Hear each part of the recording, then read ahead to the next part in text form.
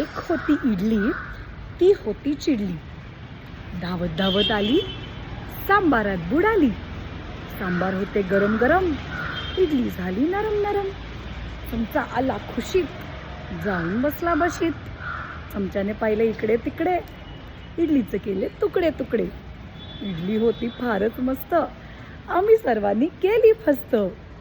So हे किती गोड आहे हे बडबडगीत. हे आई राधा आणि ऋग्वेद दोघांना त्या दिवशी शिकवत होती आणि मला वाटलं की अरे किती छान आहे. मी त्याच्यासाठी स्पेसिफिकली शिकले. आय डोंट नो हे कोणी लिहिलं आहे.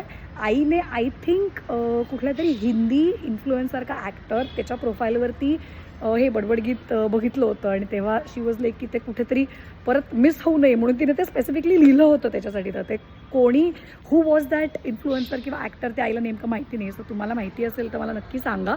म्हणजे नॉन महाराष्ट्रीयन असून सुद्धा तिला या मराठी बडबडगीताची भुरळ पडली. हे किती गोड आहे, किती किती छान आहे. I felt so nice.